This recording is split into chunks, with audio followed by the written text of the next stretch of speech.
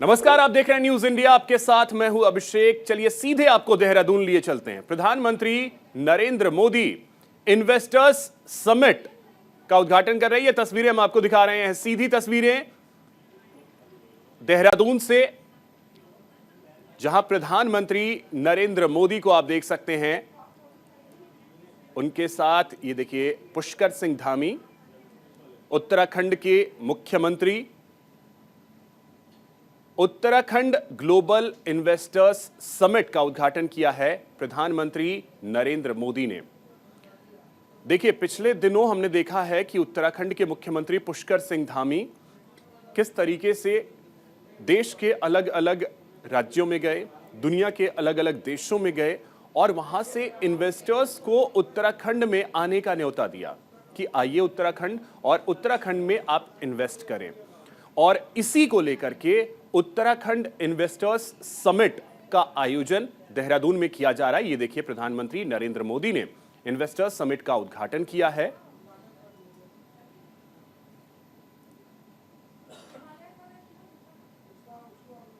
तो उत्तराखंड में निवेश के महाकुंभ का एक तरीके से कहें तो आगाज प्रधानमंत्री नरेंद्र मोदी ने कर दिया है। ये देखिए, वहां जो अलग अलग स्टॉल्स लगाए गए हैं, वहां प्रधानमंत्री गए, स्टॉल्स पे निरीक्षण किया और लोगों से बातचीत की। इन तस्वीरों के जरिए अगर आप देखें, मिलेट बेकरी का एक स्टॉल, वहां गए और लोगों से बातचीत की। तो ये प्रयास है उत्तराखंड के मुख्यमंत्री का कि इन्वेस्टर्स ज्यादा से ज्यादा तादाद में पहुंचे उत्तराखंड और उत्तराखंड में इन्वेस्ट करें। ये देखिए, जब प्रधानमंत्री पहुंचे थे उस समय की तस्वीर भी आपको दिखा रहे हैं। भव्य स्वागत प्रधानमंत्री नरेंद्र मोदी का देहरादून में किया गया और उसके बाद इन्वेस्टर्स समिट का उद्घाटन प्रधानमंत्री ने किया है। उनके साथ उत्तराखंड के मुख्यमंत्री पुष्कर सिंह धामी को आप देख सकते हैं। अलग अलग स्टॉल्स लगाए गए हैं। वहां पे स्टॉल्स में प्रधानमंत्री नरेंद्र मोदी जा रहे हैं, निरीक्षण कर रहे हैं और उसके बाद आपको बता दें कि लोगों से बातचीत कर रहे हैं। तो भारी संख्या में इन्वेस्टर्स जो हैं वो पहुंचे हैं देहरादून। देवभूमि उत्तराखंड के लिए आज का दिन बेहद खास है, बेहद अहम है, क्योंकि उत्तराखंड में इन्वेस्टर्स को बुलाने की कोशिश है उत्तराखंड के मुख्यमंत्री की। ये देखिए, अलग अलग स्टॉल्स और वहां जाकर स्थिति को देखते हुए, निरीक्षण करते हुए स्टॉल्स के।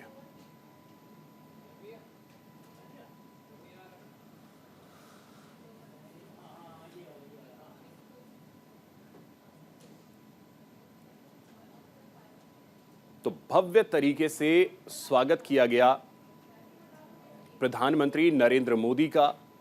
ये तस्वीरों के जरिए देखकर आप समझ सकते हैं और आज का दिन कितना अहम है उत्तराखंड के लिए और खास करके उत्तराखंड के मुख्यमंत्री पुष्कर सिंह धामी के लिए, क्योंकि एक तरीके से इन्वेस्टर्स को उत्तराखंड में बुलाना ये एक तरीके से ड्रीम प्रोजेक्ट के तौर पर ले रहे हैं उत्तराखंड के मुख्यमंत्री, जिससे निवेश बढ़ेगा, रोजगार के अवसर बढ़ेंगे और उत्तराखंड एक विकसित राज्य की दिशा में आगे बढ़ेगा। ये प्रयास उत्तराखंड के मुख्यमंत्री का है।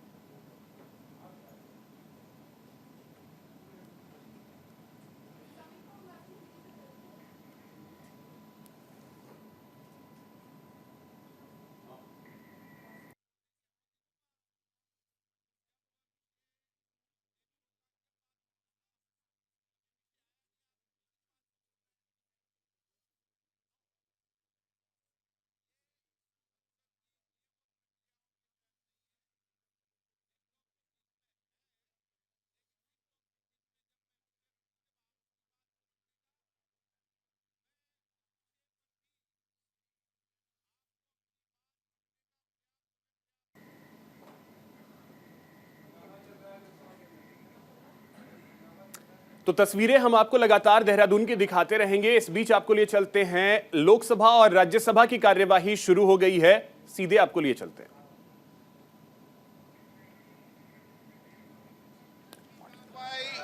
आज 12 बजे तक के लिए स्थगित की जाती है।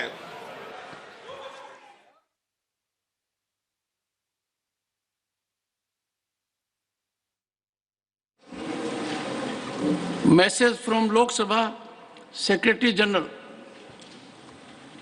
Sir, with your kind permission, I rise to report that the Lok Sabha at its sitting held on 7th December 2023 passed the Central Universities Amendment Bill 2023. I lay a copy of the said bill on the table. Reports of the department related Parliamentary Standing Committee on Transport, Tourism and Culture, Shri Jhala Kesi Dev Singh Ji. Honorable Sir, I rise to present the following reports in English and Hindi of the department-related Parliamentary Standing Committee on Transport, Tourism and Culture. Number one, the 360th report. तो चलिए रुक करते अगली खबर की ओर और बात करेंगे सीएम चेहरे की। 3 राज्यों में सीएम कौन होगा, इसकी तलाश लगातार जारी है, लेकिन फिलहाल उस नाम पर शायद बीजेपी पहुंच नहीं पाई है और यही वजह है कि अभी तक चेहरा कौन होगा यह क्लियर नहीं हुआ है। आज पर्यवेक्षकों का ऐलान बीजेपी कर सकती है। आपको बता दें कि तीनों राज्यों के पर्यवेक्षक का ऐलान आज हो सकता है। विधायकों से चर्चा करेंगे पर्यवेक्षक और आपको बता दें कि विधायक दल की जो बैठक होगी वहां मुख्यमंत्री कौन होगा इसका चुनाव किया जाएगा। पर्यवेक्षक उसके बाद आला कमान को इसकी जानकारी देंगे और तब जाकर के सीएम जो होगा उसके नाम का अनाउंसमेंट किया जाएगा। तो फिलहाल 3 राज्यों की स्थिति ऐसी है, छत्तीसगढ़, मध्य प्रदेश और राजस्थान। यहां चेहरा कौन होगा यह सबसे बड़ा सवाल है कि मुख्यमंत्री बीजेपी किसे बनाएगी, कौन होगा सीएम, यह सबसे बड़ा सवाल है। परिणाम 3 दिसंबर को आए थे और आपको बता दें कि अभी तक, क्योंकि 5 दिन का वक्त बीत चुका है, बीजेपी ने अभी तक सीएम के चेहरे का ऐलान नहीं किया है। आज जो जानकारी मिल रही है कि हो सकता है पर्यवेक्षकों के नाम का ऐलान आज कर दिया जाए और तीनों ही राज्यों में पर्यवेक्षक भेजे जाएंगे। पर्यवेक्षक विधायक दल की बैठक में शामिल होंगे और विधायक दल से जो चेहरा सामने आएगा उस चेहरे के बारे में आला कमान को जानकारी देंगे पर्यवेक्षक और उसके बाद सीएम कौन होगा इसको लेकर के स्थिति शायद क्लियर हो जाएगी।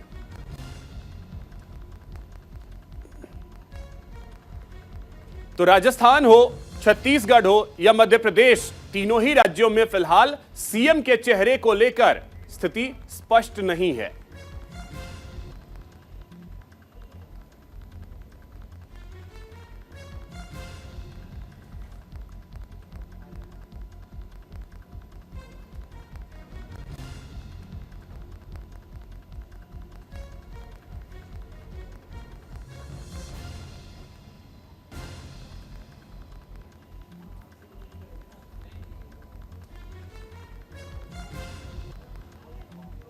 तो एक बड़ी जानकारी आपको दे रहे हैं कि कौन होगा सीएम का चेहरा, ये सबसे बड़ा सवाल है। और राजस्थान के लिए तो ऐसा लग रहा है कि दावेदार कई हैं, लेकिन उनमें से एक को चुनना बीजेपी के लिए बहुत ज्यादा चुनौतियां फिलहाल दिख रही हैं।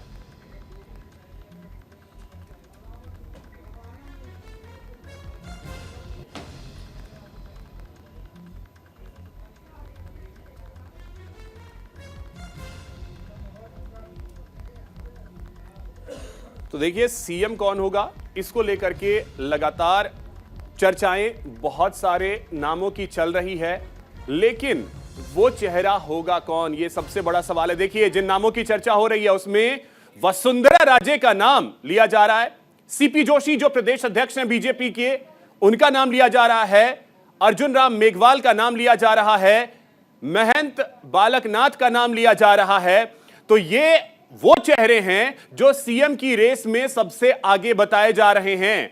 लेकिन इसके बावजूद सवाल यह सबसे बड़ा है कि क्या इन चार में से कोई एक सीएम होगा या इनके अलावा कोई और चेहरे पर भी बीजेपी दांव खेल सकती है। क्योंकि देखिए, राजस्थान में 25 लोकसभा की सीटें हैं और 1 से 2 महीने बाद बीजेपी लोकसभा चुनाव के लिए मैदान में उतर जाएगी, अपनी तैयारियां तेज कर देगी।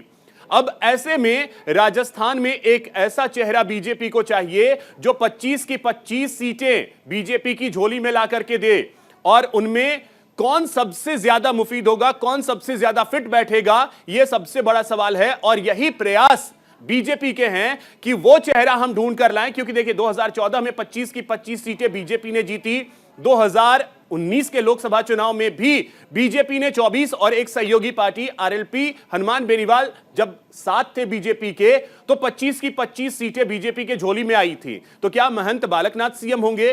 क्या अर्जुन राम मेघवाल सीएम होंगे? वसुंधरा राजे सीएम होंगी, 2 बार सीएम रह चुकी हैं, तो इनको सरकार चलाने का भी अनुभव है। तो यह सबसे बड़ा सवाल है कि सीएम का फेस आखिर होगा कौन। और आज संभव है कि पर्यवेक्षकों के नाम का ऐलान कर दिया जाए। आज पर्यवेक्षक शायद तय कर दिए जाए।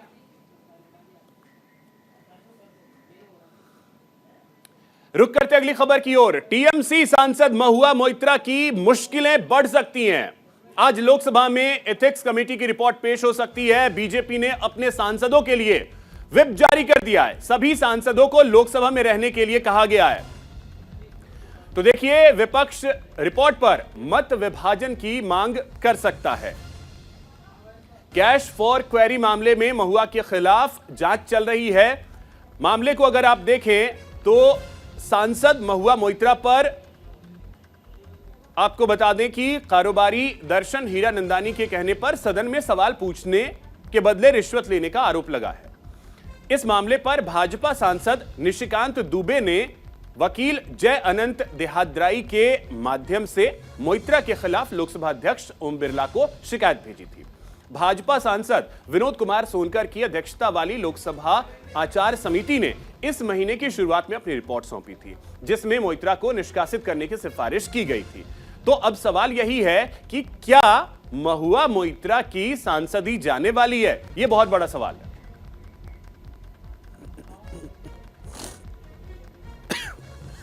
हमारे बंगाली में एक पोएम है काजी नजरुल का, অসত্যের কাছে কবু নত নাহি করো শির, ভয় कापे कापुरुष लोड़े जाए वीर। सो जब नाश मनुष्य पर छाता है पहले विवेक मर जाता है। तो ये जो इन लोग वस्त्रहरण शुरू किए ना, अब महाभारत का रन देखिएगा। डिस्कशन होगा कि नहीं होगा, कौन बोलेगा नहीं बोलेगा, ये सब तो स्पीकर साहब तय करते हैं ना, रूल यही कहता है। तो स्पीकर साहब क्या करेंगे, वो अभी से एंटीसिपेट कोई कर लिया तो हम उसके बारे में क्या प्रतिक्रिया देंगे। मैंने यही कहा ना, संविधान इसमें बहुत ही क्लियर है। उस लोकसभा में क्या चलेगा क्या नहीं चलेगा, इवन पार्टी यदि नाम देगी मेरा बोलने के लिए और स्पीकर साहब की सहमति नहीं होगी तो मैं नहीं बोल पाऊंगा। स्पीकर साहब को हमने इतना अधिकार दिया, इसी कारण से ये संविधान चल पा रहा है, लोकसभा चल पा रही है। तो पहले होने दीजिए ना, इसके बाद सब चीजों का जवाब दूंगा मैं। निशिकांत जी ने एक देश की गोपनीयता और इसको जिस तरीके से उन पे आरोप लगाया था मोइत्रा पे, तो उसको स्पीकर साहब ने एथिक कमेटी जो होती, जो हम लोग के कंडक्ट को या हमारे आचरण को, हमारे कार्य करने की, उसके लिए वो कमेटी बनी है। उस कमेटी में सभी पार्टी के सदस्य हैं, सभी दलों के सदस्य हैं। तो उस कमेटी की वो रिपोर्ट आज प्रस्तुत हो रही है। अब वो रिपोर्ट प्रस्तुत होगी तो उस कमेटी की रिपोर्ट के प्रस्तुतिकरण के बाद माननीय स्पीकर साहब को उस पर निर्णय लेना है। ये लोग तो सवाल जैसे अब भी सरकार पे उठा रहे हैं। आखिर महुआ मोइत्रा अपनी इस चीज को नहीं कि अपने पासवर्ड को, अपनी सारी चीजों को दुबई से किसी को दे करके ऑपरेट कर रहे होंगे। शायद दुनिया में इस तरह की घटना पहली बार हो गई। कमेटी तो मौका ही देती है, कमेटी में विचार विमर्श होता है और पक्ष और विपक्ष सबका लिया जाता है, और जिसके बारे में शिकायत होती है उसको अपने बात को रखने का पूरा अवसर दिया जाता है। और चलिए इस समय देहरादून लिए चलते हैं, जहां सीएम पुष्कर सिंह धामी बोल रहे हैं। देश दुनिया के सभी हमारे उद्योग बंधु, पूज्य स्वामी रामदेव जी, चिदानंद जी सहित सभी आए हुए उत्तराखंड पधारे सभी महानुभावों का मैं राज्य की 1.25 करोड़ जनता की ओर से यहाँ पधारने पर आप सभी का द्रोण नगरी देहरादून में आयोजित इस इन्वेस्टर ग्लोबल समिट में राज्य की जनता की ओर से, अपनी ओर से आप सभी का स्वागत एवं अभिनंदन करता हूं। भाइयों बहनों, हमारे देश में समय समय पर अनेक महापुरुषों ने मां भारती के मुकुट की शोभा बढ़ाने का काम किया है और समाज को सही दिखाने का भी कार्य किया है। इनमें से कई ऐसी विभूतियां हैं जिनके बारे में हमने केवल सुना है या उन्हें प्रत्यक्ष रूप से देखा नहीं है, लेकिन जब भी हम आज राष्ट्र ऋषि आदरणीय प्रधानमंत्री जी की ओर देखते हैं तो हमें उन सभी महान विभूतियों का अंश हमारे प्रधानमंत्री जी में दिखाई देता है। आदरणीय प्रधानमंत्री जी जहां स्वामी विवेकानंद की भांति भारतीय संस्कृति की पताका को पूरे विश्व में लहराने का काम उनके माध्यम से हो रहा है, सरदार वल्लभ भाई पटेल की भांति राष्ट्र को सुदृढ़ एवं संगठित बना रहे हैं, बाबा साहब अंबेडकर की भांति शोषितों और वंचितों को उनकी चिंता कर रहे हैं और हमारे पंडित दीनदयाल उपाध्याय जी की तरह उनके आदर्शों पर चलते हुए अंत्योदय के स्वप्न को साकार करते हुए समाज के अंतिम छोर में खड़े हुए व्यक्ति तक हर सुविधा पहुंचाने का काम कर रहे हैं। यह हमारा सौभाग्य है कि हम आदरणीय प्रधानमंत्री जी के नेतृत्व में उस महान यात्रा के सहयात्री हैं जिस यात्रा का गंतव्य भारत को परम वैभवशाली राष्ट्र के रूप में खड़ा करना है। आदरणीय प्रधानमंत्री जी जिस कठिन परिश्रम द्वारा भारत को पुनः विश्व गुरु बनाने के लिए प्रयत्नशील हैं, यह न केवल मेरे जैसे सामान्य व्यक्ति को बल्कि भारत के 140 करोड़ भारतीयों के मन में और अधिक परिश्रम करने के लिए आशा और विश्वास का बीज भी रोपित करने का काम आपका परिश्रम और आपका संकल्प करता है। आज केवल भारत ही नहीं बल्कि विश्व के अन्य देश भी माननीय प्रधानमंत्री जी की सोच और उनकी रणनीति और उनके विचारों का अनुसरण करते हैं। हमारे शास्त्रों में कहा गया है महाजनो येन गथा स पंथा, यानी कि जिस मार्ग पर विद्वान लोग चलें उस मार्ग का अनुसरण करना चाहिए। हम भी हमारे मार्गदर्शक आदरणीय प्रधानमंत्री जी के बताए मार्ग पर चलकर उत्तराखंड को देश का श्रेष्ठ राज्य बनाने के लिए हमारा विकल्प रहित संकल्प को लेकर एकनिष्ठ होकर लगातार उसके लिए प्रयत्न कर रहे हैं। भाइयों बहनों, डेस्टिनेशन उत्तराखंड का मुख्य उद्देश्य ग्रीन इकोनॉमी, रोजगार को लेकर इकोलॉजी और इकोनॉमी के द्वारा राज्य का समुचित विकास करना है। किसी ने ठीक कहा है कि बुलंदियों पर पहुंचने से पहले बुलंदियों पर पहुंचने से मुश्किल है बुलंदियों पर बने रहना, बुलंदियों की छूने की कोशिश का हौसला हमने आपसे पाया है। आदरणीय प्रधानमंत्री जी द्वारा गुजरात में वहां के मुख्यमंत्री रहते हुए वाइब्रेंट गुजरात शुरू किया और वो धीरे धीरे केवल भारत के अंदर ही नहीं बल्कि दुनिया का मॉडल बन गया। उसी से प्रेरणा लेकर हमने डेस्टिनेशन उत्तराखंड की थीम पर इन्वेस्टर समिट का आयोजन किया है। हमारा प्रयास होगा कि हर 2 वर्षों में इस प्रकार के आयोजन को करें। हमने ग्लोबल इन्वेस्टर समिट में जब हम ये शुरू कर रहे थे तो 2.5 लाख करोड़ रुपए का निवेशकों के साथ करार का लक्ष्य रखा था। मुझे आपको बताते हुए खुशी हो रही है कि हमने इस लक्ष्य से अधिक निवेश के प्रस्तावों पर अभी तक हस्ताक्षर किए जा चुके हैं और यह बताते हुए भी मुझे अत्यंत हर्ष का अनुभव हो रहा है कि इस बार हमने पहले से ही इनको धरातल पर उतारने के लिए भी लगातार प्रयास किया है। उसका परिणाम हुआ है कि 44,000 करोड़ रुपए का अभी तक निवेश धरातल पर उतार दिया गया है। इसके लिए प्रयास हो रहा है और इसके धरातल पर उतरने से लाखों रोजगारों का सृजन भी यहां पर होगा। हमारा राज्य एक शानदार होस्ट है। हम प्रत्येक वर्ष करोड़ों तीर्थयात्रियों का और पर्यटकों का आतिथ्य सत्कार करते हैं। करीब 1.25 करोड़ की आबादी वाला हमारा राज्य लगभग 7 करोड़ लोगों का प्रबंध करता है। इसके बावजूद हमारे राज्य की जो कानून व्यवस्था है वो उच्च कोटि की है।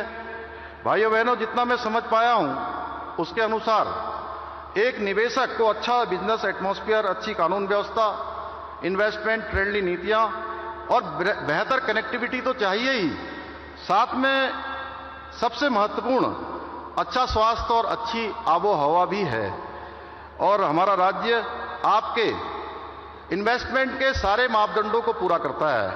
उत्तराखंड में लैंड बैंक, पॉलिटिकल स्टेबिलिटी और सशक्त लॉ एंड ऑर्डर आपके लिए एक अनुकूल माहौल का निर्माण करते हैं।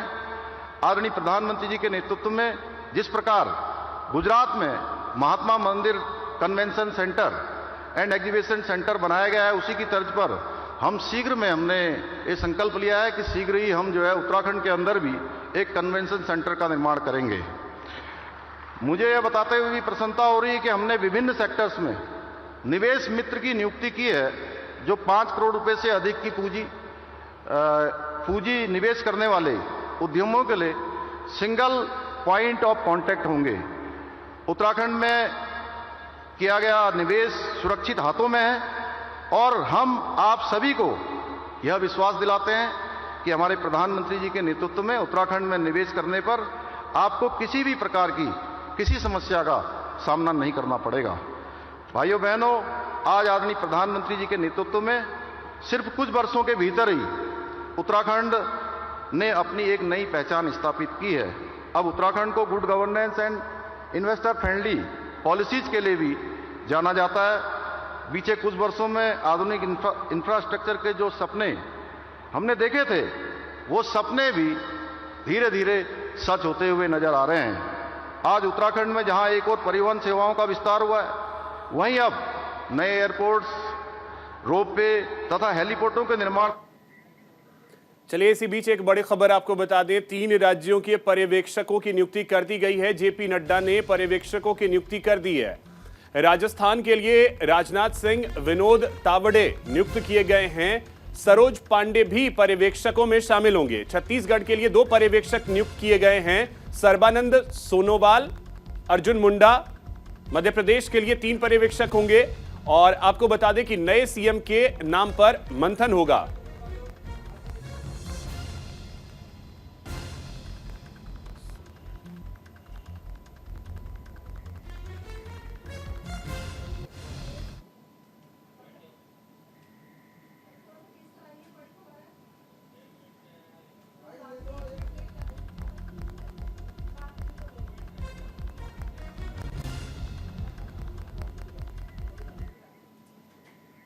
फिलहाल इतना ही। नमस्कार।